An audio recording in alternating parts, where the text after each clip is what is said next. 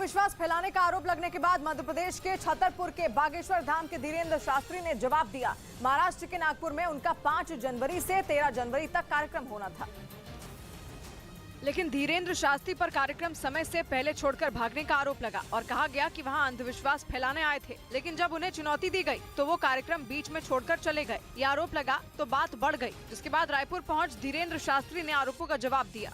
ये दुर्भाग्य है, सोची समझी साजिशें हैं। बागेश्वर धाम के धीरेन्द्र शास्त्री ने दावा किया कि वो हनुमान जी के सच्चे भक्त हैं और अंधविश्वास नहीं फैलाते।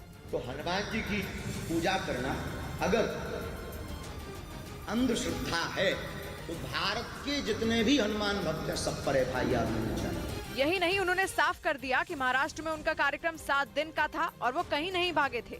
इस बीच यूक्रेन ने दावा किया कि उसने रूस के एक रेडियो को अपने एक ड्रोन की मदद से चुरा लिया। यूक्रेन की तरफ से ये बताया गया कि ये चोरी उसने पूर्वी यूक्रेन के लुहांस्क से 28 दिसंबर को की थी, जिसके लिए यूक्रेन ने एक ड्रोन के इस्तेमाल का दावा किया। एक वीडियो में भी यूक्रेन की तरफ से शेयर किया गया, जिसमें झाड़ियों के बीच एक ड्रोन नीचे की तरफ जाता दिखाई दिया। उस ड्रोन ने रस्सी की मदद से रेडियो को फटाफट उठाया और वहां से भाग गया। वीडियो में उस रेडियो के पास किसी रूसी सैनिक का हेलमेट भी गिरा मिला। कहा जा रहा है कि ये रेडियो रूस के सैनिक के शव के पास से चलती हुई हालत में उठाया गया। यूक्रेन ने बताया कि इस रेडियो के जरिए उन्हें 9 दिनों तक रूसी सेना से जुड़ी जानकारियां मिलती रही, जिनके आधार पर उसने आगे की रणनीति तैयार की।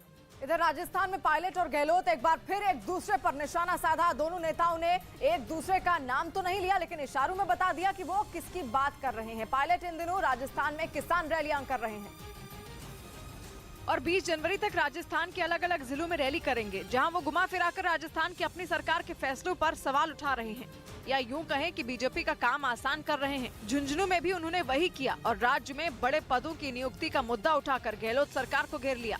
शाम को 5 बजे वो रिटायर होते हैं और रात के 12 बजे की नियुक्ति हो जाती है बड़े बड़े पदों में पूरे हिंदुस्तान राजस्थान भर में।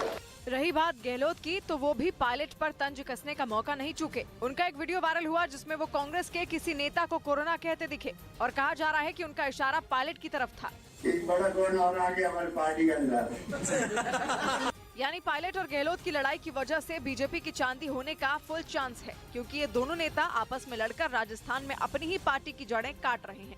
उधर अर्जेंटीना के सांता के प्रांत के जंगलों में भीषण आग लग गई, जिसे बुझाने के लिए युद्ध स्तर पर दमकल की कई टीमें वहां पर पहुंच गई और आग बुझाने का काम शुरू कर दिया। लेकिन कई घंटों की मेहनत के बाद भी आग बुझने का नाम नहीं ले रही। बताया गया कि भीषण गर्मी और बारिश की कमी की वजह से आग जंगलों में फैल रही है, जिसे बुझाने के लिए दमकल कर्मी हर संभव कोशिश कर रहे हैं।